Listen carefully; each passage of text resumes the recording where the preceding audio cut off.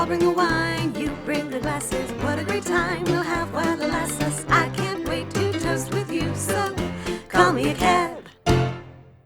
Hi, I'm Joanne, and this is Call Me a Cab, a show about tasting wine without intimidation. Today on the show, I'll be tasting just a glass of wine and pairing it with food based on suggestions from the internet. If you're new to the channel, welcome. Please don't forget to like and subscribe, and if you've already subscribed, thanks, and welcome back. Let's get started.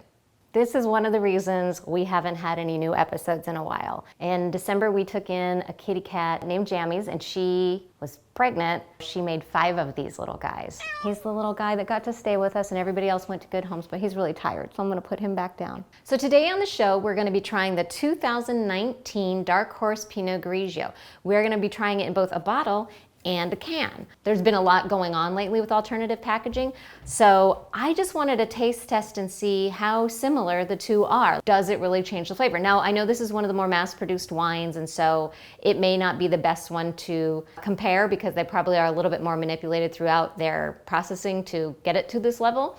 But we'll see. We'll taste them, we'll see if they're alike or if they're not alike, and then eventually on the show, we'll get some more alternative packaging in here and look further into it. For now, we're gonna try the Pinot Grigio.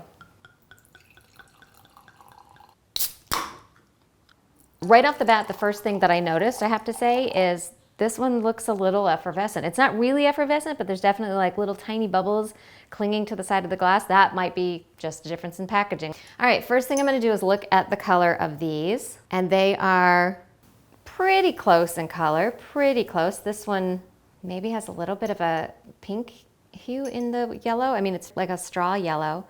Pretty close, pretty close. Okay, let's give them a smell and see what we smell in this thing.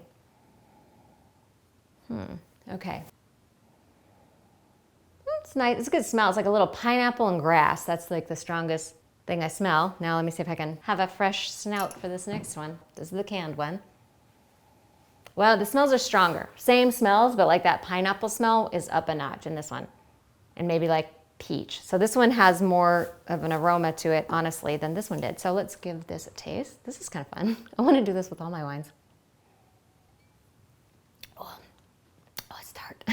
It's very tart. Tart and like dirt. So it's like tart fruit. Like I would say it's like a pineapple that's maybe not quite ripe yet and some dirt. What does dirt pair with? Adventure.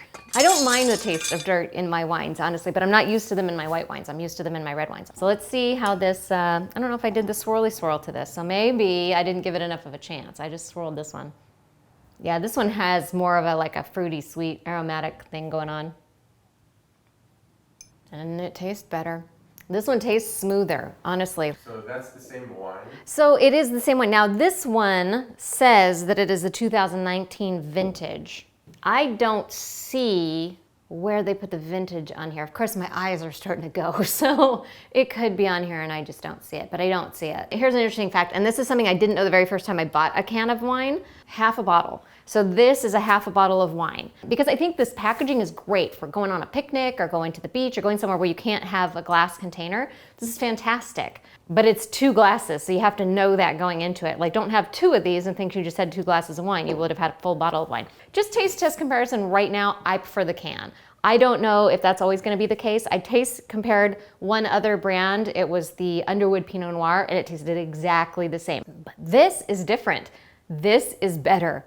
For me, hands down, this is a better one. It didn't have that tartness, it didn't hit me in the face. But anyway, let's move along to the food pairing. And I'm so excited because just randomly I decided to make hummus, and then I found out that Pinot Grigio pairs nicely with hummus. So isn't that a lovely coincidence?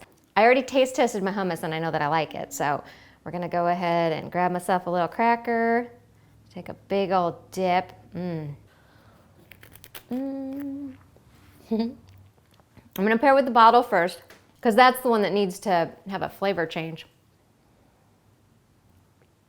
Okay, that helped this a lot. Yeah, that mellowed out whatever that tart thing was. Let me have another little bite of this.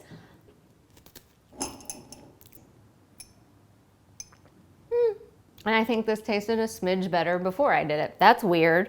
It sounds weird to say can of wine.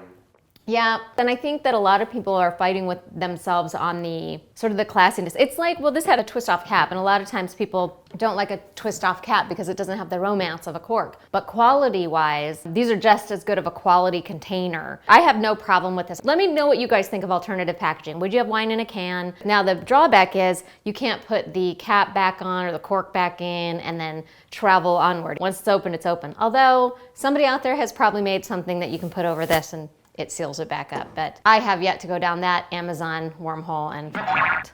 Well, I think that's it for today's episode, and we will see you guys on the next episode. Bye. I can't wait to toast with you, so call me a cab.